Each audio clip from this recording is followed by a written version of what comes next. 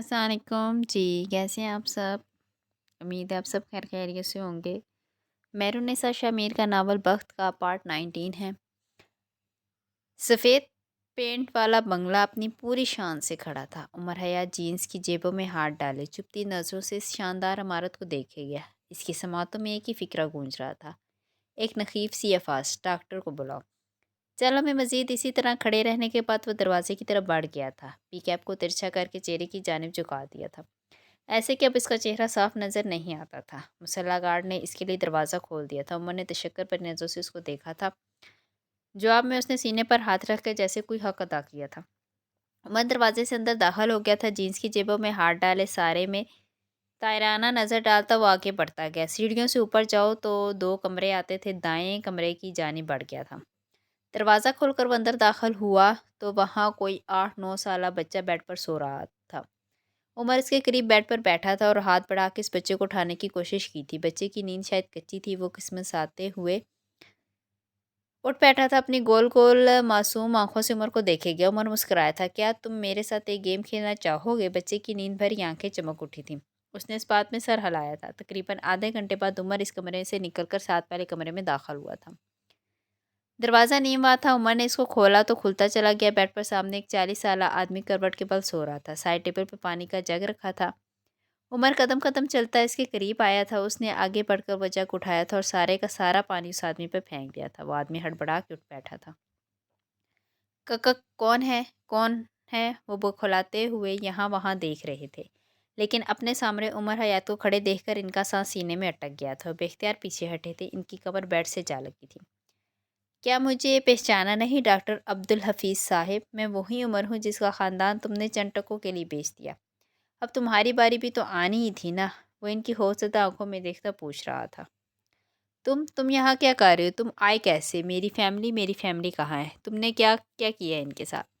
क्या तुमने कुछ किया है? अंदर कैसे आए हो तुम? वो दबी दबी आवाज़ में कुर्रा रहे थे। उमर सुकून से इनको देखे गया। फिर ड्रेसिंग टेबल की कुर्सी घसीट के बेड के बिल्कुल सामने रखी और टांग पे टांग चढ़ाए इनके बिल्कुल सामने बैठ गया। और जब बोला तो इसकी आवाज़ में एक कार सी थी।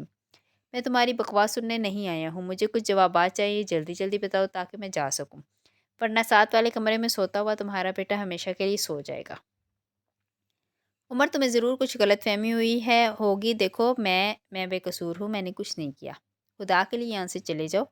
मेरी वाहिद फैमिली मेरा बेटा है। तुम प्लीज़ यहाँ से चले जाओ। वली जहाज़ से कह रहे थे। उमर ने बेजारी से उनको देखा था। एक फर्स्ट डॉक्टर का क्या काम होता है हफीज़ साहब? वह खामोश रहे। मैं बताता हूँ। उमर ने बोलना शुरू किया। फर्स्ट नर्स डॉक्टर वो होता है जिसके लिए मरीज़ की जान अपनी जान से ज़्यादा कीमती हो, जो अपने मरीज़ को बचाने के लिए हर हद तक जाए बगैर किसी की परवाह किए, जिसे अगर अपने मरीज़ के लिए किसी से भी ज़रा से भी खतरे की बू महसूस हो तो वो अपने मरीज़ के साथ सारे के साए की तरह रहे, एक माँ की तरह इसका ख्याल रखे। खुदा के बाद लोग डॉक्टर पर यकीन रखते हैं कि चाहे वो कसाईयों की तरह अपने ऑपरेशन टेबल पर लेटे हमारे अजीज़ को काट दे, लेकिन वो अंदर मौजूद इनके अजीज़ को ज़िंदगी देगा, क्योंकि खुदा ने इसे वसीला बनाया होता है। तुम मेरे लिए खुदा का वसीला थे। तुमने मेरे अजीज़ को, मेरी फैमिली को कैसे मरने दे दिया? वो अफसोस से पूछ रहा था। अब्दुल हफीज़ की आंखों में गुस्सा दर आया था। वो एक झटके से अपनी जगह से उठे थे और उमर के सामने आकर खड़े हो गए थे। बकवास बंद करो। तुम अपनी दफ़ा हो जाओ यहाँ से अभी के अभी। हाँ, जाने दिया मैंने। शम्स सुल्तान को जाने दिया, सफ़ीर सुल्तान को जाने दिया। अब क्या करोगे तुम? क्या सबूत है तुम्हारे पास? मार दोगे मुझे? आओ मारो। आओ ना, मारो मुझे। अरे मर गया वो बूढ़ा नाग। अब क्या करोगे? फांसी चढ़ जाऊँ? इतने दिनों से खौफ में हूँ। मैं घर से निकलता नहीं हूँ। मैं सिर्फ इसलिए कहीं कि तुम मुझे मार ना दो, लेकिन आज आज मारो मुझे। उमर उमर हयात, आओ मारो मुझे। हिम्मत, मारो मुझे। है गैरत? इनके मुंह से झाग निकल रहा था। आंखों से शोले लपक रहे थे। उमर इसी तरह टांग पर टांग रख के उनको देखेगा। उसने कोई जवाब नहीं दिया था, बस अपना मोबाइल निकाला था और एक वीडियो इनकी आंखों के सामने की थी। इस वीडियो में वही 8 साल बच्चा था जिसको कुर्सी से बांध रखा था और जो बुरी तरह रो रहा था।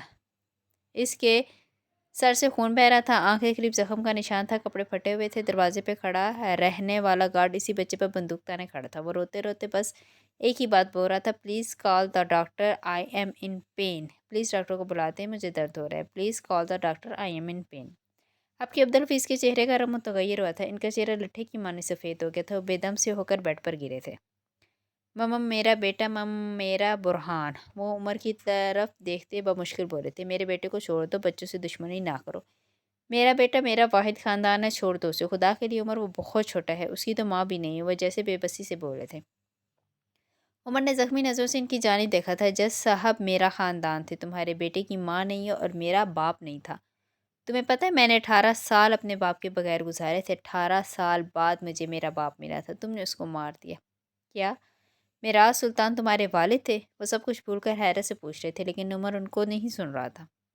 मैंने 18 साल भाई के बगैर गुजारे थे। इतने सालों बाद मुझे मेरा भाई मिला था। मैंने अपनी ज़िंदगी में दोस्त नहीं बनाए। जैसा आप मेरे वाहिद दोस्त थे, तुमने कैसे इनको मरने दिया? वो तुम्हारे क्या लगते थे? आखिर वो जिनजिला से गए थे। मैं आज तक खुद भी नहीं समझ सका कि वो मेरे बाप ज़्यादा थे या भाई या फिर दोस्त या फिर सारा ख़ानदान। वो क्या थे? वो कैसे इन सब रिश्तों की कमी पूरी करते थे, बताओ ना। वह इन्हें देखते हुए पूछ रहा था। तुम्हें इनकी कसम है, मेरे बेटे को छोड़ दो। जो बोलोगे मैं करूँगा। तुम जैसा चाहोगे वैसा ही होगा। बस मेरे बेटे को जाने तो, इसका कोई कसूर नहीं है। इसके आगे ज़िंदगी पड़ी है। इसके ज़हन पर इस वाक़े का असर हो जाएगा। वो सारी ज़िंदगी इन सब से नहीं निकल सकेगा। प्लीज़ इसे जाने दो। मैं तुम्हारे आगे हाथ जोड़ता हूँ। उन्होंने वाक़ई हाथ जोड़ लिए थे। तुम चाहो तो पैर भी पकड़ सकते हो। मैं तुम्हारे पैर पकड़ता हूँ। वाक़ई इसके पैरों में आकर बैठ गए थे। मेरे बेटे को छोड़ दो, खुदा के लिए इसे छोड़ दो। वो रोते हुए कह रहा था। उमर उसको देखते नागवारी से उठा था। आइंदा ये हरकत मत करना। वो दबे दबे गुस्से से कह रहा था। तुम्हारे बेटे को छोड़ दूंगा, लेकिन एक शर्त पे।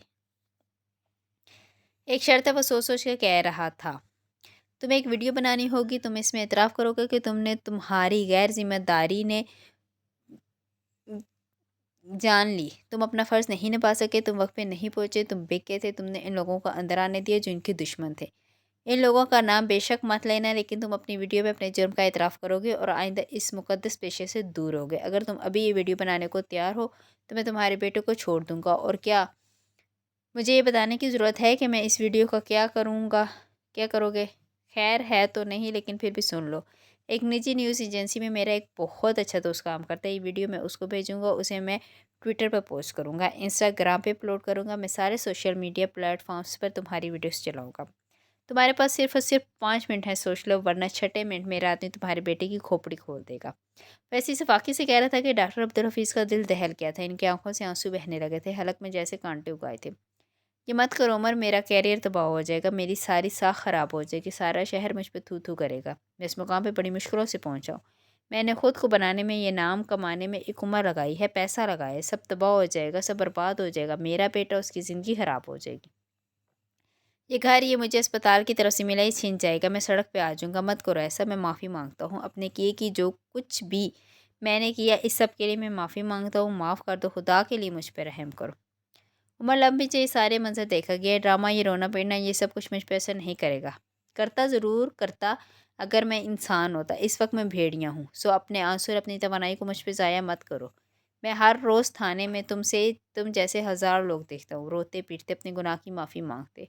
और जब वो वहाँ से निकल जाते हैं ना, तो फिर से वही काम करने लग जाते हैं। और अब अगर तुमने अपने मुंह से माफ़ी का एक लफ्ज़ भी निकाला, तो मैं अपने आदमियों से कहकर तुम्हारे बेटे की खोपड़ी खुलवा दूंगा, या फिर तुम दोनों टांगों को मफलूज कर दूंगा, क्योंकि अब तुम अस्पताल नहीं जा सकते। ये तय है, मैं तुम्हें किसी दूसरे ख़ानदान को तबाह करने नहीं दे सकता। बदयाना डॉक्टर की अस्पताल में कोई जगह नहीं है। सो अब तुम उठो और वीडियो बनाओ। इसका लेजा दो टोक था। डॉक्टर अब्दुल हफीज़ ने बेबसी से उसको देखा था। उमर, एक बात सुन लो प्लीज़। वो गए आए थे। उमर ने नफ़ी में सर हिलाते फ़ोन कान से लगाया था। हाँ हैदर, बच्चे के सारे अज़ा एक एक करके काट। वो भी कुछ और कहता जब डॉक्टर ने दीवाना वाला पका फ़ोन उसके हाथ से हटाकर कॉल बंद कर दी थी। नहीं नहीं नहीं नहीं, खुदा के लिए नहीं। मतहफ़िज़ से चला रहे थे। तुम जो कहोगे मैं सब करूँगा, जैसा कहोगे वैसा करूँगा। बस मेरे बेटे को कुछ मत करना। वो मेरी वाहिद फैमिली है, उसे कुछ मत करना। वो रोते हुए नीचे ज़मीन पे बैठ गए थे। इनके बाल बिखरे हुए थे, आंखें सुर्ख हो गई थी, दिल में दर्द उठ रहा था। इतने सालों का बनाया हुआ नाम, इतने सालों की मेहनत, इज़्ज़त, साख सब मिट जाएगा, सब तबाह हो जाएगा। काश उन्होंने उस दिन वो सब ना किया होता। उस दिन अगर वो ये सब कुछ ना करते, सोच लेते कि हर बुरे अमल का रद्द-ए-अमल उससे भी बुरा होता है, तो कभी भी मर कर भी वो इस दिन किसी को अंदर ना आने देते। अगर इस दिन उन्होंने अपनी लालच और शर पर काबू पा लिया होता, तो आज ये सब ना होता। मैं चाहता तो आज अपनी बंदूक की सारी गोलियां तुम्हारे सीने में उतार देता, लेकिन मैं ये नहीं करूँगा। मैं तुम्हारी जान नहीं ले सकता, क्योंकि ये खुदा का काम है। मैं तुम्हारे बच्चे को यतीम नहीं कर सकता, क्योंकि मेरे दिल में अब भी रहम है। तुम खुदा का शुक्र अदा करो कि तुम्हारा बेटा तुम्हारी लाश पर रोएगा नहीं। جس طرح تم نے میرے عزیزوں کو رلایا تھا تم زندہ رہ جاؤ گے، کیونکہ تمہاری سزا یہی ہونی چاہیے۔ موت آزادی ہے، زندگی قید ہے، تمہیں قید میں ہی رہنا چاہیے، اور اب تم اس ڈرامے کو مزید کتنی دیر چلانا چاہتے ہیں؟ بہت ہو گیا، ختم کرو یہ سب، ویڈیو بناؤ ڈاکٹر، ویڈیو۔ عمر اس کے سر پکڑا گراتے ہوئے کہہ رہا تھا۔ وہ اٹھے تھے، ان کی چال شکستہ تھی، چہرہ ایسے جیسے کوئی ہارا ہوا جواری۔ وہ مرے مرے قدموں سے اٹھ کر ڈریسنگ ٹیبل کے سامنے رکھی کرسی پر بیٹھ گئے تھے۔ عمر نے موبائل آن کر کے ان کے سامنے رکھ دیا تھا، ایک نظر ان کو دیکھا تھا ناپسندیدگی سے، پھر نفی میں سر ہلاتے ہوئے ٹیبل پر رکھا ہیئر برش اٹھا کر ان کے بالوں میں پھیرا تھا، اپنے دونوں ہاتھ ان کے چہرے پر پھیرے تھے۔ اب وہ بہتر لگ رہے تھے، عمر مسکرایا تھا، اب وہ مطمئن تھا۔ چلو اب بولنا شروع کرو۔ عمر نے ایک پرچہ ان کے سامنے رکھ دیا تھا جس کو دیکھتے ہوئے ان کو بولنا تھا۔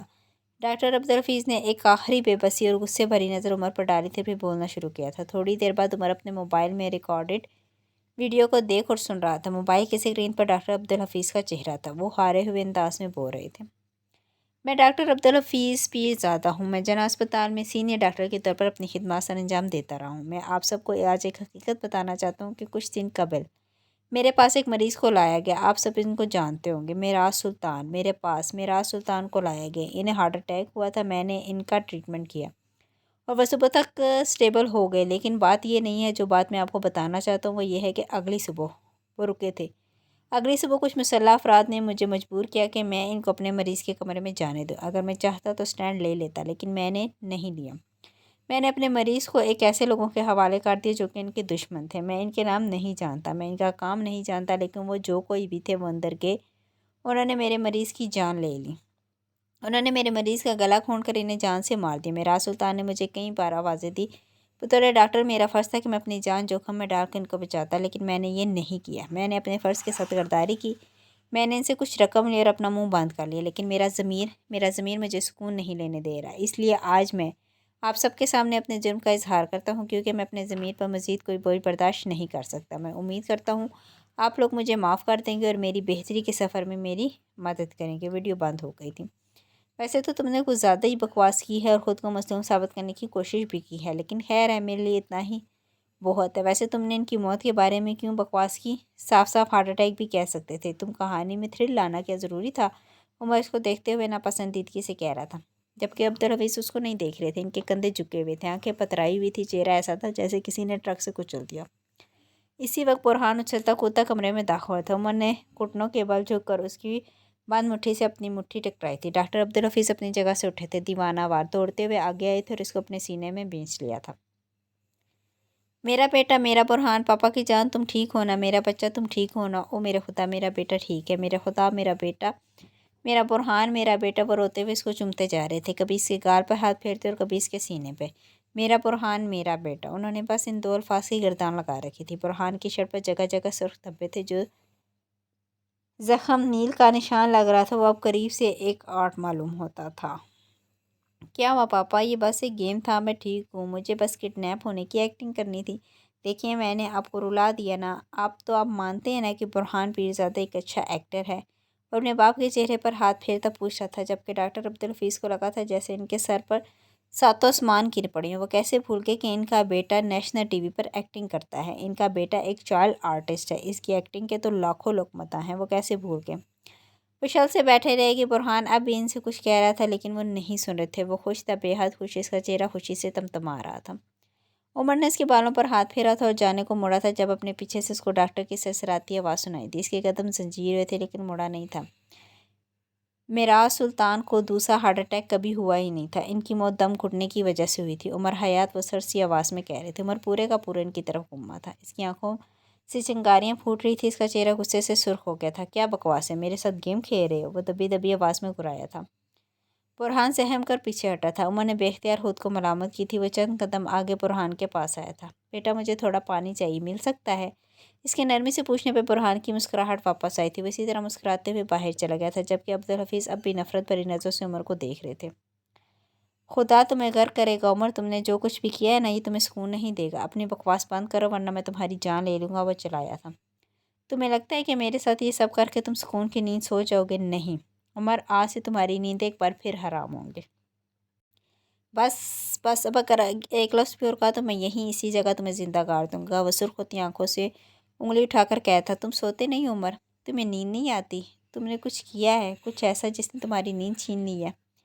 اس کی آنکھوں کے آگے ایک اور منظر ابھرا تھا۔ گاڑی میں نذیر کے ساتھ بیٹھا اور اس سے کہتا، عمر اس کی بیوی اور بیٹی کو ویڈیو بھیج دو۔ تم بے چین ہو، تمہاری آنکھوں کے نیچے کے حلقے سب بتا رہے، تم ایک بار پھر بے چین ہونے والے ہو، کیونکہ تم ہم جیسے نہیں ہو، تم برے نہیں ہو، تم انسان ہو، تم بھیڑیے نہیں ہو۔ اگر ہوتے تو آج بھی ابھی میرے بیٹے کو باہر نہ بھیجتے۔ عمر قہر آلود نظروں سے اس کو دیکھ رہا تھا، دل میں جیسے کوئی زور سے جکڑ رہا ہو۔ تم آج کے بعد پھر بے سکون ہوگے، میں تمہیں بتاتا ہوں کیوں۔ میرا سلطان کو دوسرا ہارٹ اٹیک ہوا ہی نہیں تھا۔ میں نے بتایا تھا، جھوٹ بولا تھا میں نے۔ ان کی موت دم گھٹنے کی وجہ سے ہوئی تھی، گلا گھونٹ کر مارا تھا کسی نے ان کو۔ سنا تم نے عمر، سن رہے ہو نا؟ تمہارے عزیز کو کسی نے گلا گھونٹ کر مارا ہے۔ اب جاؤ اس کا گریبان پکڑو جیسے میرا پکڑا ہے، اس کو برباد کرو جیسے مجھے کیا۔ ان کی آنکھوں میں تمسخر تھا۔ عمر ان پر چپٹا تھا اور ان پر مکوں کی بارش کرتی تھی۔ بکواس کر رہے تم، جھوٹے ہو تم، میرے پاس ویڈیو ہے، اس میں خود دیکھا ہے میں نے، ان کو ہارٹ اٹیک ہوا ہے۔ تم میرے ساتھ گیم کھیل رہے ہو، بری طرح ان کو مارتے ہوئے چیخ چیخ کر کہہ رہا تھا، میں نے دیکھا ہے، اپنی آنکھوں سے دیکھا ہے۔ تم مجھے بیوقوف بنا رہے ہو، مجھے ڈسٹریکٹ کر رہے ہو، بکتے ہو تم، سب جھوٹ ہے۔ ان کو ہارٹ اٹیک ہوا تھا، وہ مارتے مارتے ان کو دور دھکیل کر اٹھ کھڑا ہوا تھا جب ڈاکٹر عبدالحفیظ ایک بار پھر بولے تھے، وہ انزائکٹی اٹیک تھا۔ وہ بری طرح کھانستے ہوئے بمشکل بولے تھے، ہارٹ اٹیک اور انزائکٹی اٹیک کی علامت ایک ہی ہوتی ہیں، تمہیں لگا ہوگا، لگتا یہی ہے کہ ہارٹ اٹیک ہے، لیکن وہ نہیں تھا۔ ان کو میں نے ٹریٹمنٹ دی تھی عمر، میں نے تب ان کو بچا لیا تھا، لیکن دوسری بار نہیں بچا سکا۔ تمہارے جیسا آپ کو گلا گھونٹ کر قتل کیا گیا۔ اب جاؤ عمر، ڈھونڈو قاتل۔ تم نے مجھ سے میرا سب کچھ چھین لیا۔ عمر کی آنکھوں میں خون اتر آیا تھا، اس کو ایک دم اپنا دم گھٹتا ہوا محسوس ہوا تھا۔ ان کو اسی طرح فرش پر بھگتا چلتا چھوڑ کر خود باہر نکل گیا۔ پیچھے سے ڈاکٹر عبدالحفیظ زمین پر ہاتھ مار مار کر بری طرح چیخ رہے تھے، ان کے آنسو بہہ رہے تھے۔ خدا تمہیں غرق کرے گا، دیکھنا پیرزادے کی بددعا ہے تمہیں، اللہ تمہیں چین کی موت نصیب نہ کرے۔ تم نے مجھے کہیں کا نہیں چھوڑا، مجھ سے میرا سب کچھ چھین لیا، میں تباہ ہو گیا، میری عزت خراب کر دی، میرے سر میں خاک ڈال دی، خدا تمہیں غرق کرے۔ آج کی رات ان پر بھاری تھی، وہ اسکوائر ون پر آ کر کھڑے ہو گئے تھے، ساری عزت دو کوڑی کی ہو گئی تھی۔ عمر پر کی کمائی جیسے ہوا میں اڑ گئی تھی۔ آج کی رات عمر حیات پہ بھی بھاری تھی، اسے لگا تھا وہ آدھا مسئلہ فکس کر چکا ہے، لیکن آج اسے علم ہوا تھا کہ وہ تو اصل مسئلے سے واقف ہی نہیں تھا۔ ان دونوں میں سب سے بڑا دکھ کس کا تھا؟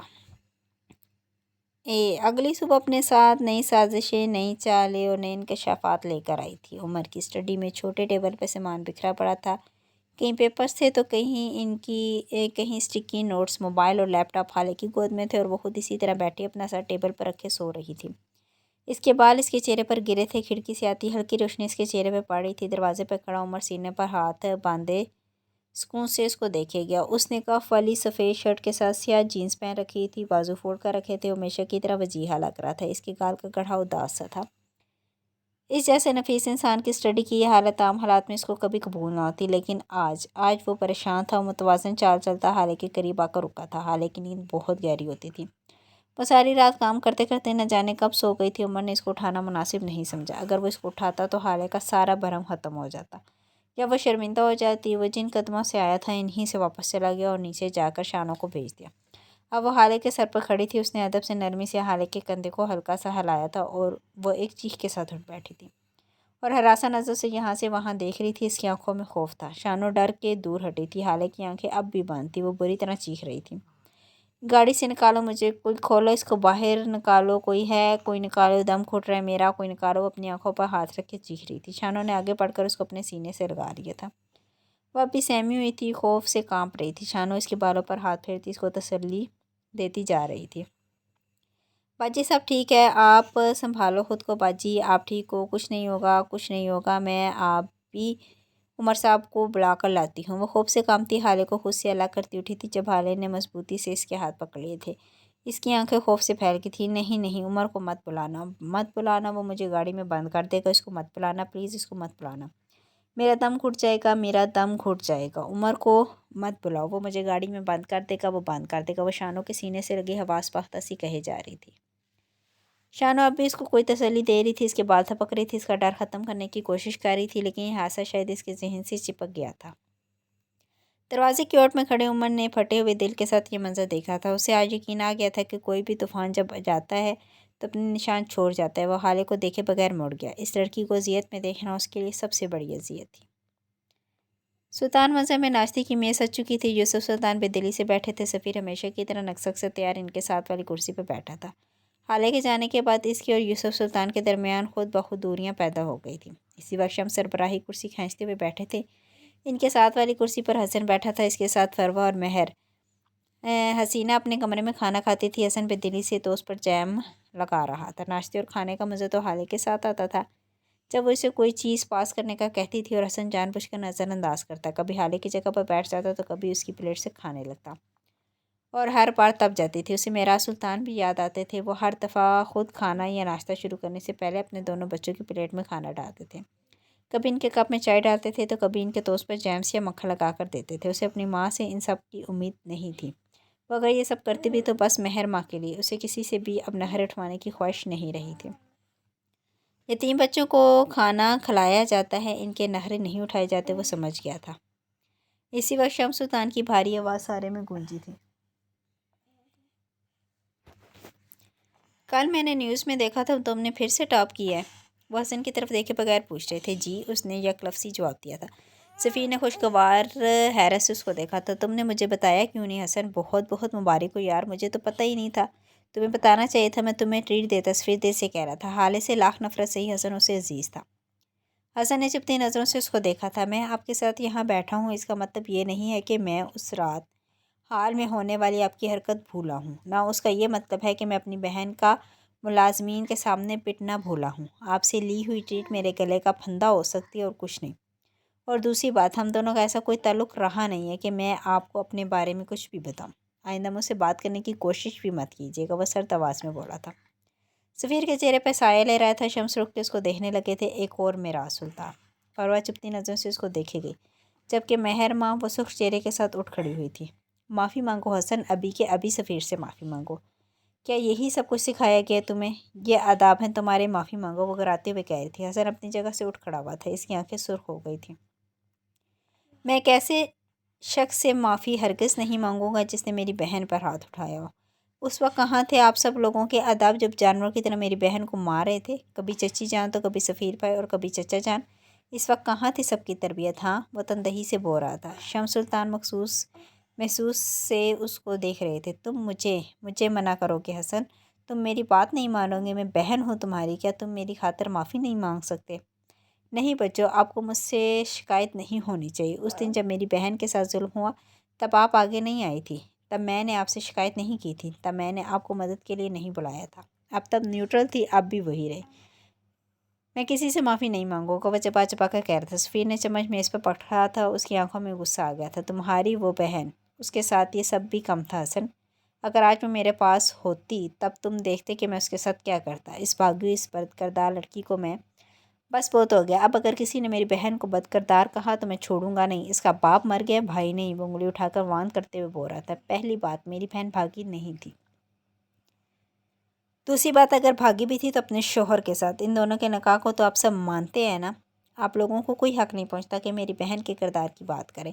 और अगर कर रहे हैं तो बाकी लोगों को क्यों ढील दे जाए? इनके किरदार की बात भी तो करें ना। वो तो मस्कराना नज़र से फरवा को देखते हुए कह रहा था। सफ़ीर ने ना समझने वाले अंदाज में इसको देखा था। मेरी माँ ने तुम्हारी बहन को नहीं बकाया, इनको इस तरह मत देखो। जबकि शम्स की बस हो गई थी। अपनी जगह से उठे थे और पूरी कुव्वत के साथ हसन के मुंह पर थप्पड़ दे मारा था। वो मजबूत मर्द थे, हसन कमज़ोर बचा वो तेवरा के नीचे गिरा था। फरवा अब तक शल थी। क्या उसको भी पता है? वो नहीं जानती थी कि इस रात इनके कमरे में होने वाले हाले और इनकी गुफ्तगू हसन सुन चुका है। हसन फर्श पर गिरा था, लेकिन गिरने वाला वो अकेला नहीं था। यूसुफ सुल्तान जो कि खामोश तमाशाई थे, वो भी अपने पूरे वजूद के साथ ज़मीन बोस हुए थे। मेहर माँ, सफ़ीर और फरवा इनके ऊपर झुके थे। कोई इनके हाथ मसा रहा था, कोई पैर, तो कोई इनका चेहरा थपथपा रहा था। जबकि शम्स ने इनकी आवाज़ों पर तवज्जो नहीं दी थी। वह भी नीचे गिरे हसन को मारे जा रहे थे, कभी ठुड्डे तो कभी लाते, साथ ही कुछ पकते जगते जाते। सुल्तान मंजर में गोया के हराम मच गया था। हसन ने उठने की कोशिश की जब शम्स ने अपने बूट वाले पैर से उसके सीने पर लात मारकर दोबारा कराया था। वह अब भी उसको मार रहे थे। हसन बुलंद आवाज़ में चला रहा था। मारें, जितना मारना है मारें, ये आखिरी बार होगा चचा, आखिरी बार। अगली बार पुलिस को बताऊंगा मैं, केस कराऊंगा आप पे। यतीम समझ के मारते हो हमें। मेरा बाप जिंदा होता तो हाथ लगा कर दिखाते तुम लोग। यतीमों को मारते हो, चुप नहीं करवा सकते तुम लोग मुझे। मेरी बहन के बारे में कोई बोलेगा तो छोड़ूंगा नहीं। यतीमों को मारते हो। शम्स उसको मार मार के थक गए थे। तभी यूसुफ सुल्तान की तरफ मुतवज्जो हुए। जिन्हें अब सफ़ीर एक मुलाजिम के साथ गाड़ी की तरफ ले जा रहा था। महरमा इसके पीछे थी, शम्स भी इसी तरह लपके थे। पीछे से हसन अब भी बोल रहा था, मैं पुलिस को बताऊंगा, मैं छोड़ूंगा नहीं किसी को भी। यतीम समझिए मारते हो, मैं मेरा बाप एक एक को देख लेता, एक एक को पूछता। वो यतीमों को मारते, शर्म करो तुम लोग। उसकी आंखों से आंसू बह रहे थे जिन्हें वो बेदर्दी से रगड़ रहा था। डाइनिंग हॉल खाली हो गया था, सब बाहर निकल गए थे। वह हनूस फर्श पे पड़ा नकाहा से दोहराता जाता था, यतीमों को मार रही हो, मेरा बाप होता तो सबको देख लेता, सबको देख लेता मेरा बाप। आज उसे अंदाज़ा हुआ था कि यतीमी बड़ा अजाब थी। दिन चढ़ आया था, धूप की तमाज़त में शिद्दत आ गई थी जब हाले अपने कमरे से निकलकर स्टडी में आई। सुबह शानों ने उसको बड़ी मुश्किल से संभाला था। काफ़ी देर बाद वो खुद भी नॉर्मल हो गई थी। आज उसने लाइम कलर की लंबी कमीज़ के साथ सफ़ेद ट्राउज़र पहन रखा था। रंगत सी थी, रूखे बालों को ढीले जोड़े में बांध रखा था। इसकी आंखों में गहरी उदासी थी। स्टडी में रखे सिंगल सोफे पर बैठते हुए उसने अपने मोबाइल पर उंगलियां चलाते हुए इंस्टाग्राम खोला था। इसकी फीड में सबसे पहली वीडियो डॉक्टर अब्दुल हफीज़ की थी। ना चाहते हुए भी वो इस वीडियो पर रुक गई। आवाज़ का बटन दबाकर उसने वीडियो को चला दिया। आवाज़ स्टडी की दीवारों से होती उसके कानों से टकरा रही थी। डॉक्टर अब्दुल हफीज़ बोल रहे थे, मैं डॉक्टर अब्दुल हफीज़ पीर चाहता हूँ। हाले सांस रोक के इनको सुनेगी। मेरे पास एक मरीज़ को लाया गया, आप सब इनको जानते होंगे, मेराज सुल्तान। हाले जहाँ थी वहीं थम गई।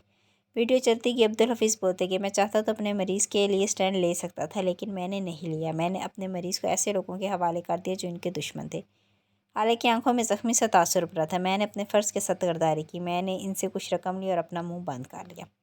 हाले के तासुरात में अब कर्ब का इजाफा हो गया था। उसने वीडियो बंद कर दिया, मज़ीद नहीं देखा जाता था। इसी वक्त उमर हाथ में मोबाइल लिए अंदर आया था। हाले ने थकान से उसको देखा था। उमर इसको देखकर नज़रें फेर गया था कि सुबह वाला वाक़या अब तक जहन में था। ये तुमने किया है ना? वो उमर को देखते हुए पूछ रही थी। उमर ने नहीं पूछा वो किस बारे में पूछ रही है। उसने बस इस बात में सर हिला दिया। तुम्हें मुझसे पूछ के करना चाहिए था, वो मेरा बाप था, तुम्हारा नहीं। तुम इनकी मौत, इनकी बेबसी का मजाक नहीं उड़ा सकते। तुम्हें यह हक़ नहीं है। अपने बाप के लिए सारे फैसले सिर्फ मैं लूँगी, सिर्फ हाले लेगी। तुमने मुझसे पूछे बगैर, मुझे बताए बगैर ये क्यों किया उमर? मैं हसन को क्या कहूँगी? आज या कल वो ये वीडियो देखेगा, वो मुझसे जवाब मांगेगा। शम्स सुल्तान ये वीडियो देखेंगे, सारी दुनिया ये वीडियो देखेगी। मैं किसको क्या जवाब दूँगी? उमर चंद सानी उसको देखता रहा और फिर बोलना शुरू किया। हसन 16 साल का है, कोई दूध पीता बच्चा नहीं है कि इससे हक़ है। नहीं है, उसे हक़ है वो अपने बाप की मौत के बारे में जाने। आपको हक़ नहीं पहुँचता कि आप इसके बाप की मौत की वजह से छुपाएं। उसे मर्द बनने दें, ठीक है?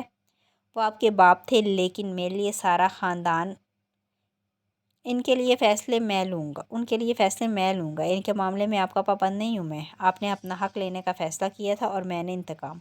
मेरे फ़ैसलों में मैं आज़ाद हूँ। मैं आपको या किसी और को जवाबदार नहीं हूँ। वो ठंडे लहजे में कह रहा था। हाले तो अपनी नज़रों से उसको देखेगी। तुमने जो करना था कर लेते, लेकिन अभी कुछ वक्त आराम से नहीं बैठ सकते क्या? इस तरह तो हम उनकी नज़रों में आ जाएंगे। मेरे चाचा को अगर पता लग गया कि हम सब कुछ जानते हैं तो अंदाज़ा है वो क्या करेंगे। उमर ने सर झटका था। मैं कोई गली का गुंडा नहीं हूँ, मैं एएसपी हूँ। मुझे ये सब पता होता है, कब कहाँ क्या करना है। परफेक्शन मेरे काम का हिस्सा है। आपके चाचा जान ने इसी हफ्ते हेमन की डील फाइनल करनी थी, लेकिन अब इस वाक़े के बाद वो कुछ नहीं करेंगे, क्योंकि सारा इल्ज़ाम इन पर आ जाएगा। सारा शख्स इन पर ही जाएगा कि जायदाद के लिए भाई को मार दिया। तकरीबन 2 महीने वो खामोश बैठेंगे, बल्कि अब वो डॉक्टर अस्पताल पे केस करेंगे। इनको करना होगा। अगर नहीं किया तो लोग इनको कातिल समझेंगे। वो जितना अरसा खामोश रहेंगे, सरसे में हम प्लान बनाएंगे। मैंने जल्दबाजी नहीं की, मैंने खुद को वक्त दिया है। आया कुछ दिमाग में या नहीं? उमर हयात ने कच्ची गोलियां नहीं खेली। हाले साहिबा, वो सादा लहजे में कह रहा था। ना जाने कि उस आदमी को तंज करने की आदत नहीं थी। और इस डॉक्टर ने जो बकवास की है, गला घोंटने वाली, इसके बारे में कुछ कहना चाहोगे? वो तनदही से पूछ रही थी। आपकी उम्र की गर्दन में गिल्टी सी उभरी थी, चेहरे पर साया लहराया था, लेकिन वो बज़ाहिर ना मरा। वो कोई ऐसी बड़ी बात नहीं है जिसके लिए परेशान हुआ जाए। हमारे पास इससे ज़्यादा बड़े मसले हैं। आप ये बताएं, काम हुआ? मेरे कॉन्टैक्ट किसी काम आए या नहीं? उसने बात बदल ली थी। हालत तंजिया से मुस्कुराई थी। 3 कदम आगे आकर वह बिल्कुल इसके सामने खड़ी थी। तुमने क्या कहा था? मैं इलिट क्लास की बिगड़ी हुई रईस आती हूँ, जिसे फ़ैशन और खानों के अलावा कुछ नहीं पता। वो इसकी आंखों में देखती पूछ रही थी। तुम सही कहते हो, मैं हूँ अमीर, लेकिन क्या तुम्हें पता है अमीर होने का क्या फ़ायदा होता है? उमर खामोश रहा। हाले ने कहना जारी रखा। अमीर होने का एक फ़ायदा होता है कि आपके दोस्त भी अमीर होते हैं, और अमीर दोस्तों का एक ही फ़ायदा होता है, फेवर्स। वो आपको फेवर्स देते हैं, जैसे कल रात मेरे अमीर दोस्तों ने दी। इनके फेवर्स गैर मशरूत होती है, नटर होती है, क्योंकि इनको यकीन होता है कि अगर वो किसी मुश्किल में फंस भी गए तो इनके अमीर वालिदैन इन्हें सबसे निकाल लेंगे। उमर के चेहरे पर कोई तासुर नहीं है, बस इसको अपने करीब खड़े बोलते हुए सुनता गया। उमर हयात मियाँ ने उंगली से सीने पर दस्तक। मियाँ ने अमीर बाप की बिगड़ी हुई औलाद ने अपना काम कर लिया, क्योंकि मैं सुस्त नहीं हूँ। मैंने तुम्हारे कॉन्टैक्ट इस्तेमाल नहीं किए, बल्कि इनको अपने लिए खरीद लिया, क्योंकि मेरे पास दिमाग है। मैंने तुम्हारा एक पैसा नहीं खर्च किया, क्योंकि अब मेरे पास पैसा भी है। तुमने कहा था ना कि मुझे बस खाना और फैशन का पता है। तुम्हें लगा था मैंने अपना पैसा बस इन 2 चीज़ों में झोंका है। तुम्हें लगता है कि मेरे पास बस 2 ही शौक़ हैं। मेरा एक तीसरा शौक़ भी है उमर हयात, डायमंड्स, अलमास, हीरे। मैं हाले सुल्तान हूँ। मैंने कभी अपना पैसा ज़ाया नहीं किया। मैंने कभी बेकार ताल्लुकात नहीं बनाए। मेरे दोस्त कम हैं, लेकिन जो हैं वो मेरे लिए जान भी दे सकते हैं। मेरे पापा कहते थे तादाद पे समझौता कर लेना, लेकिन मेयार पे नहीं, और मैंने कभी मेयार पे समझौता नहीं किया भी नहीं है। मैं अपना काम कर चुकी हूँ। मेरे पास अब शेर अली और इसके भाई के सारे केसेस की तफसीलात हैं। मेरे पास इनको फेवर देने वाले लोगों की तफसील है। सो अब तुम उमर हयात, तुम्हें चाहिए कि तुम कल रात अपने बोले के अल्फाज वापस लो। और उसकी आंखों में देखती चबा चबा कर कह रही थी। उमर ने कंधे ढीले छोड़ दिए थे। हाले उससे कद में छोटी थी। उसकी आंखों में देखने के लिए उसे गर्दन जरा झुकानी पड़ती थी। अब इसकी आंखों में देखता नरम लहजे में कह रहा था, मैं उमर हयात कल रात के बोले के अपने सारे अल्फाज वापस लेता हूँ। आप सुस्त नहीं हैं, मैंने मान लिया। आपको फ़ैशन और खानों के अलावा भी बहुत कुछ आता है, मैंने मान लिया। और आखिरी बात, आपको मेरे घर, मेरे पैसों और मेरे ताल्लुकात की ज़रूरत नहीं है, मान लिया। लेकिन फिर भी आप ये रख लें। उसने अपनी जेब से एक चेक निकाला था और झुक के शीशे की छोटी मेज़ पर रख दिया था। हाले ने मुश्तबा नज़रों से उसको देखा था। ये इन ज़ेवरात की कीमत है जो आपने मेरे पास रखवाए हैं। जब अपने चचा से अपनी दौलत ले लें तो मुझे मेरे पैसे अदा करके अपने ज़ेवर ले लीजिएगा, और आइंदा किसी मदहत को ज़ेवर देने की ज़रूरत नहीं है। मुझे बेच दीजिएगा, मेरे पास बहुत पैसा है, ख़रीद लूँगा। वो आखिर में हल्का सा मुस्कुराया तो गाल का गढ़ा भी इस मंजर में शामिल हो गया था। अच्छा, तो अब तुम मेरी जासूसी करने लगे। तुम्हें नहीं लगता कि ये सब करके तुम खुद को मेरी नज़र में मज़ीद गिरा रहे हो? मैं आपकी चौकीदारी नहीं कर रहा। ना आपको और ना मुझे इसकी ज़रूरत है। ये पुलिस वाले का घर है। यहाँ की दीवार बाकी दीवारों से ज़्यादा बड़े कान रखती है, और यहाँ के मुलाजिम बस एक ही मालिक के वफ़ादार हैं। सो अगली दफ़ा जब कोई बात मुझसे छुपानी हो तो मेरे मुलाजमीन के सामने वही बात करने से गुरेज कीजिएगा। इसका लहजा नरम था। हाले ने ढेर सारा इश्तियाल अपने अंदर दबाया था। वो भी कुछ सख्त कहती जब उसका मोबाइल बजने लगा था। आप ही कॉलिंग। उसने जल्दी से कॉल अटेंड की थी। हेलो आप ही, कैसी हैं आप ठीक है ना? वो बेकरारी से पूछेगी। दूसरी तरफ महर ने कुछ कहा था। हाले के हाथ से मोबाइल गिरते गिरते बचा था। उसने कॉल काट दी थी। इसकी रंगत ज़र्द हो चुकी थी। यहाँ वहाँ देखे बगैर वो फ़ौरन बाहर की तरफ आ गई थी। उमर हैरान सा इसको देखता उसके पीछे गया था। अब फिर क्या मुसीबत आ गई? डाइनिंग हॉल खाली हो गया था। सब घर वाले यूसुफ सुल्तान को लेकर अस्पताल के थे। हसन अभी तक इसी फर्श पर पड़ा था। इसका सारा जिस्म फोड़े की तरह दुख रहा था। शम्स के भारी बूटों वाले पैरों की ज़रबे इसके सीने और कंधे पर बड़ी ज़ोर से लगी थी। कुछ देर इसी तरह पड़े रहने के बाद वो आहिस्ता से उठा था। जिस्म से टीस सी उठी थी। बेख्तियार कराहा था। उसे अपने सीने में दर्द होता महसूस हुआ था। हिम्मत करते वो उठा था। डाइनिंग टेबल का सहारा लेते हुए आगे बढ़ता गया। अपने कमरे के दरवाजे पर पहुंचकर उसने दरवाजे को एक हाथ से खोला था। रात वाले फूल और गिफ्ट का डब्बा भी बेड पे पड़े थे। ऐसी हालत में भी उसके दिल को करार सा आया था। ये फूल और गिफ्ट उसके बाप ने भेजे थे। ये ख्याल ही इसके दिल को राहत देता था। बेड के नज़दीक पहुंचकर उसने जैसे ही इस डब्बे पर लिखी तहरीर पढ़ी, इसकी आंखों से शोले लपकने लगे। तहरीर इसकी समझ में नहीं आई थी, लेकिन वो नाम इसकी रगों में बहते खून को खुला गया था। उसने दोनों हाथों से डब्बा उठाया था। अपने कमरे की बालकनी में जाकर पूरी कुव्वत के साथ ज़मीन पर दे मारा था। मनहूस हो तुम, सारी दुनिया के सबसे बड़े मनहूस। मेरी ज़िंदगी बर्बाद कर दी तुमने। मैं तुम्हें कभी माफ़ नहीं करूँगा, कभी भी नहीं। तुमने मेरा हर रिश्ता स्पॉइल कर दिया। तुमने मेरी बहन को मुझसे दूर कर दिया। तुम क्यों आए हो हमारी ज़िंदगी में? क्यों क्यों क्यों क्यों? वो अपनी बालकनी में खड़ा चला रहा था। तुमने सब बर्बाद कर दिया, सब कुछ छीन लिया हमसे। हमारी फैमिली थी, हम खुश थे। तुम जिस दिन से आए हो सब ख़त्म हो गया। तुमने सब ख़राब कर दिया, सब स्पॉइल कर दिया। क्यों किया तुमने ऐसा? वो चला चला कर थक गया था। तभी बालकनी की ग्रिल के साथ टेक लगाए बैठता चला गया। दुखते जिस्म में अब दुखते दिल का दर्द भी शामिल हो गया था। अगर मेराज सुल्तान के जाने से किसी का सबसे ज़्यादा नुकसान हुआ था तो वो हसन सुल्तान था। अस्पताल की राहदारी में चलती हाले का दिल रुक रुक कर चल रहा था। अपनी गाड़ी में आई थी। उमर उसके पीछे ही आया था। हाले ने नोट नहीं किया था, यह शायद करना नहीं चाहती थी। थोड़ी दूर चलने के बाद उसको सामने से ही महरमा खड़ी नजर आई थी। हाले ने आज उसको इतने दिन बाद देखा था। वो उसकी माँ जाई नहीं थी, लेकिन फिर भी इन दोनों बहनों की मोहब्बत में सारी थी। महर को सामने देखकर उसे अपने दिल में सुकून सा पड़ता महसूस किया। इसी वक्त महर की नज़र भी इस पर पड़ी थी। इसकी आंखें सपाट थी। हाले कदम कदम चलती इसके करीब जा रही थी। एक एक कदम जैसे भारी था। ऐसे लगता था जैसे सदियों बाद उसको देखा हो। महर के करीब पहुंचकर वो सीधा इसके गले लग गई थी। एक सुकून सा था जो उसको नसीब हुआ था, जबकि महर बुत बनी खड़ी थी।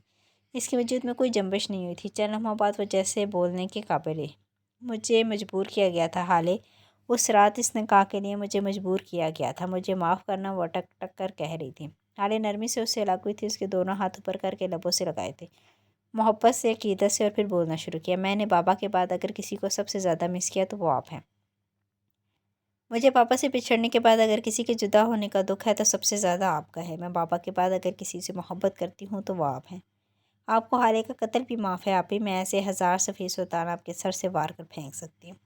حالے اس کے ہاتھوں کو تھامے نرمی، محبت اور جتاتے لہجے میں کہہ رہی تھی، لیکن پھر بھی وہ تمہاری محبت ہے حالے۔ میں وہ ابھی کچھ اور بھی کہتی جب حالے نے اس کی بات کاٹ دی۔ تھا، کبھی کسی دور میں وہ میری محبت تھا، اب نہیں۔ جس لمحے اس نے مجھ پر ہاتھ اٹھایا تھا نا، میں نے اسی لمحے اپنے دل سے اس کی محبت اٹھا دی تھی۔ میرے دل کے تخت سے میں نے ان کو بازو پکڑ کر اٹھایا تھا، میں نے ان کی محبت اپنے دل سے نوچ کر پھینک دی تھی۔ اب وہ میرے لیے صرف میری بہن کا شور ہے۔ آپ کو پتہ ہے میں اتنے دنوں میں کئی رشتوں کے لیے روئی ہوں، یہاں تک کہ چچی کے لیے بھی، یہاں تک کہ برونو حسن کا پالتو کتا کے لیے بھی، لیکن ایک بار بھی میری آنکھوں سے سفیر کے نام کا آنسو نہیں گرتا ہی نہیں ہے۔ میں کھری بندی ہوں، دوغلوں اور بزدلوں کو دل میں جگہ نہیں دیتی۔ میں اس مرد کو اپنے دل میں جگہ نہیں دے سکتی جو بڑی محفل میں مجھ سے میرے کردار کی پاکیزگی مانگے۔ اس وقت اس دن اس کو چاہیے تھا کہ میرے لیے سٹینڈ لے، وہ اگر لے لیتا تو آج حالات مختلف ہوتے، لیکن مجھے اس بات کا دکھ بھی نہیں ہے۔ اس کی اپنی مجبوری ہوگی۔ میں بس آپ کو ایک بات بتا دینا چاہتی ہوں کہ میں اس کی زندگی میں گریسفلی ایگزسٹ کر چکی ہوں۔ اب وہ آپ کے ساتھ ہو یا کسی اور کے ساتھ مجھے فرق نہیں پڑتا، اور آپ آئندہ مجھ سے اس بارے میں بات مت کیجیے گا۔ مجھے یہ بتائیں دادا جان کہاں ہیں، آپ کیسی ہیں؟ وہ بول کر خاموش ہوئی تھی۔ اب اسے یاد آ گیا تھا کہ وہ یہاں کیوں آئی ہے۔ پیرالائز ہو چکے ہیں تمہارے دادا جان، مزید تمہاری بدکرداری کا بوجھ اپنی نحیف ٹانگوں پہ نہیں اٹھا سکے۔ مہر کے بجائے پلر کی اور سے نکلتا سفیر کہہ رہا تھا۔ حالے کے دل کو دھکا سا لگا تھا، اس کی آنکھیں بے یقینی سے پھیلی تھی۔ کیا بکواس ہے یہ؟ ایسا کیا ہوا ہے؟ کیسے ہو سکتا ہے یہ؟ وہ تو بالکل ٹھیک تھے، یہ سب کیسے ہوا؟ کیا ہوا؟ وہ بکھلا ہی تو گئی تھی۔ وہ جن قدموں سے اسے قدم قدم چلنا سکھایا تھا وہ حرکت نہیں کر سکتے تھے، یہ خیال ہی اس کے لیے سہانے رو تھا۔ دیکھو تو ذرا کون کہہ رہا ہے، جب سارے شہر میں ہماری عزت کو نیلام کیا تھا، کیا تب تمہیں پتہ نہیں تھا کہ ایک دن یہ بھی ہوگا؟ اپنے اس عاشق کے ساتھ گھومتے ہوئے اور رات گزارتے ہوئے سب کے بارے میں نہیں سوچا تھا؟ ہاں، وہ پھنکا رہا تھا۔ حالے نے افسوس سے اس کو دیکھا تھا۔ وہ کہیں سے بھی فورن کوالیفائڈ، بہترین اکیڈمک ریکارڈ رکھنے والا، مختلف دعوتوں اور سیمینار میں مدعو ہونے والے ملکی اور غیر ملکی بزنس مینز کے ساتھ ڈیلز کرنے والا سفیر سلطان نہیں لگ رہا تھا، ایک سطحی اور جاہل مرد لگ رہا تھا، بلکہ حالے نے اس کے جیسا پڑھا لکھا جاہل کہیں نہیں دیکھا تھا۔ اسی وقت اس کے اینک کم عمر حیات آ کر کھڑا ہوا تھا اور حالے کے ساتھ ہی آیا تھا، لیکن اوپر آنے کے بجائے وہ کہیں اور چلا گیا تھا۔ میں آپ سے کوئی بات نہیں کرنا چاہتی سفیر، مجھے بس دادا جان کی کنڈیشن معلوم کرنی ہے اور پھر میں یہاں سے چلی جاؤں گی، اور اگلی بار میرے کردار کے بارے میں بات مت کیجیے گا، آپ کے لیے بہتر ہوگا۔ اس کا لہجہ اجنبی تھا۔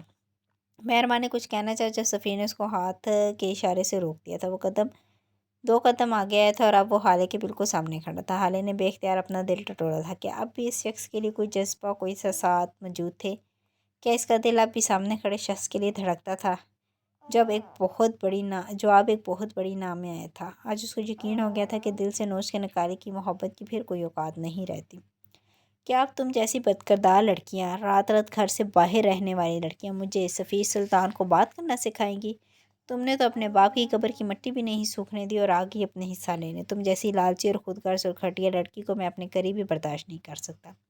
تم دادا جان سے ملے بغیر یہاں سے دفع ہو رہی ہو، سمجھی؟ وہ حالے کی آنکھوں میں دیکھتا چبا چبا کر کہہ رہا تھا۔ عمر خاموش مگر بے چین نظروں سے ان کو دیکھے گیا۔ حالے سے جواب دیے بغیر آگے بڑھنے لگے جب سفیر نے اس کا ہاتھ پکڑ کر اسے اپنے سامنے کیا اور اسی ہاتھ سے حالے کو مارنا چاہا، لیکن اس کا ہاتھ ہوا میں ہی معلق ہو کر رہ گیا۔ حالے نے اپنے دونوں ہاتھوں سے اس کے بھاری ہاتھ کو روک لیا تھا اور پھر ایک جھٹکے سے اس کے ہاتھ کو جھٹکا تھا۔ اس کی آنکھیں اس وقت کسی زخمی شیرنی کی جیسی تھیں۔ عمر نے ہلکی مسکراہٹ کے ساتھ تو مہر نے حیرت سے حالے کو دیکھا تھا۔ ہمت کیسے ہوئی سفیر سلطان؟ وہ شیرنی کی طرح گرائی تھی۔ تمہارے باپ کی نوکر نہیں ہوں جس پہ ہاتھ اٹھاؤ گے، مارو گے، ڈراؤ گے؟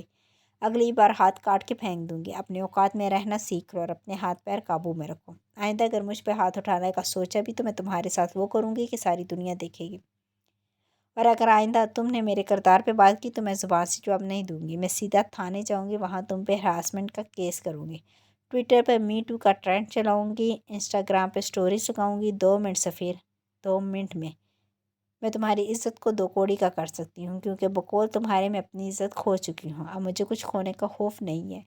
لیکن تمہارے پاس ابھی کھونے کو نام بھی ہے اور مقام بھی، سو اگلی بار اپنے ہاتھوں اور اپنی زبان کو مجھ سے دور رکھنا۔ تم سے پٹنے کے لیے پیدا نہیں ہوئی ہوں، وہ سرخ آنکھوں سے بول کر آگے بڑھ گئی تھی۔ مہرمہ اس کے پیچھے گئی تھی۔ عمر نے سفیر کو پالی نظروں سے دیکھا تھا۔ سفیر اس کو آنکھوں سے سالم نگل لینا چاہتا تھا۔ عمر چند قدم آگے آیا تھا۔ جس ہاتھ سے سفیر نے حالے کا ہاتھ پکڑا تھا، اس نے وہی ہاتھ پکڑ کر اس کو زور سے ایک جھٹکا دیا تھا۔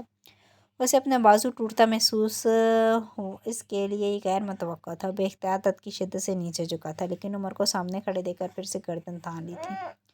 اس کا قد عمر کے قد سے 1-2 انچ چھوٹا ہی تھا۔ عمر اس کے کان کے پاس جھکا تھا اور چباتے ہوئے لہجے میں کہنا شروع کیا، آئندہ میری عورت سے اس لہجے میں بات کی یا اسے ہاتھ لگانے کی کوشش کی تو خدا کی قسم تمہاری ساری زندگی جیل میں گزرے گی۔ میں اس عمل کو یقینی بناؤں گا۔ اس سے دور رہو، میری بیوی سے دور رہو، اسے دھمکی مت سمجھنا۔ تمہیں چاہیے کہ مجھ سے خوف کھاؤ نہ مرد کہیں گا، وہ اس کے قریب کھڑا حقارت بھرے لہجے میں کہہ رہا تھا۔ تمہیں پتہ بھی ہے تمہاری بیوی نے میرے ساتھ کیسا وقت گزارا ہے، کتنا وقت گزارا ہے، جاننا چاہو گے؟ سفیر زہر خند لہجے میں میانی خیز سی مسکراہٹ کے ساتھ بولا تھا۔ عمر کے جبڑے کی رگیں تک تن گئی۔ اس نے مٹھی بیسی تھی، وہ ایک قدم مزید آ گیا تھا۔ وہ سفیر کی آنکھوں میں آنکھیں ڈالے کھڑا تھا۔ میری بیوی نے اپنے بچپن سے لے کے اب تک کئی کتے پالے ہیں، مختلف قد، مختلف نسلوں کے۔ کون سے کتے کو کتنا وقت ساتھ رکھا اس کا حساب مجھے نہیں جاننا، لیکن ایک بات ہے جو میں جانتا ہوں، تم ان سب کتوں میں سب سے زیادہ بد نسل کتے ہو۔ یہ کیسے کتے پتہ ہے کیا کرتے ہیں؟ جب وہ 2 دن مالک اس کو کھانا نہ ڈالے تو وہ تیسرے دن اسی کو بھونکنا شروع کر دیتے ہیں۔ اس وقت تم اس کتے سے زیادہ کچھ نہیں ہو سفیر، وہ منہ پہ جوتا مارنے والے لہجے میں کہہ کے آگے بڑھ گیا تھا۔ پیچھے سفیر کا چہرہ اہانت سے سرخ ہو گیا تھا۔ اس کے دل میں بھارے سے بدلہ لینے کی خواہش مزید جڑ پکڑ گئی تھی۔